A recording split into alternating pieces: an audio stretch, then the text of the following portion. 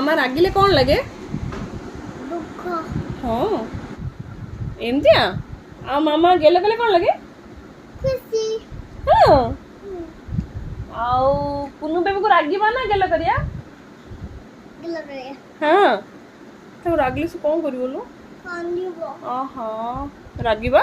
ମୋ ଦୁଃଖ ହେଇଯିବ ବା। ତୋ ଦୁଃଖ ହେଇଯିବ? ମନ ଦୁଃଖ ହେଇଯିବ ବା। ବାବା ମାଏ ପୁରା କାନ୍ଦିବ ଏତେ। ହଁ। ମାଏ ପୁରା କାନ୍ଦିବ ତ ବେବି କାନ୍ଦିଲେ ସମସ୍ତେ ଦୁଃଖ କରିବେ। ଆଚ୍ଛା। ତାକୁ ଦେଖିବୁନି କିଏ ଇଚ୍ଛା ଦିଦି କାନ୍ଦିବ। ଓହୋ। ଆଉ କିଏ କାନ୍ଦିବ? କାନ୍ଦିବ ସିଦ୍ଧି।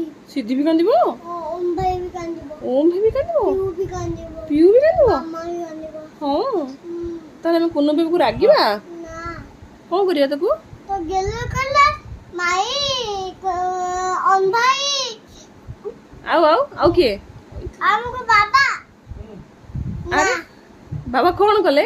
ମୁଁ ଲଗେଇଦେଲେ। ହଁ। ଆରେ ଏଇଟା ବାବାର ପରଫ୍ୟୁମ୍ ପିଉକୁ କାଇଁ ଲଗେଇଲେ?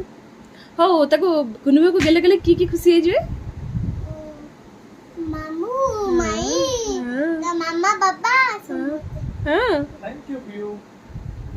ମାମା ତ ବହୁତ ରାଗି ତ ବାଡେଇବ ତୁ ମତେ ବାଡେଇବୁ? କାହିଁକି ଲୋ? ତୁ କାଇଁ କୁନୁ ବେବିକୁ ରାଗିଲେ ମୁଁ ତ ବାଡେଇବି। ହଉ ମୋର ଭୁଲ ହେଇଗଲା। ମୁଁ ଆଉ ଜମା କୁନୁ ବେବିକୁ ରାଗିବିନି। ମୁଁ ତ ପୁରା ଗେଲ କରିଦେବି ହେଲା। ତୁ ମତେ ଆଉ ବାଡେଇବୁନି ତ? ହଁ ଠିକ ଅଛି ତ? ହଉ। ବାବା ଆସିଲେନି। ଟିଭିରେ କ'ଣ ବାବା ଆସିଲେଣି? ବାବାଙ୍କ ଟିଭି। ଓଟା ବାବାଙ୍କ ଟିଭି? ଆଚ୍ଛା ମୁଁ ଜାଣିନଥିଲି। ମାମାଙ୍କ ଟିଭି ନା ମାମା ଆସିବ। ପିଉର ଟିଭିରେ ପିଉ ଆସିବ। ଓହୋ।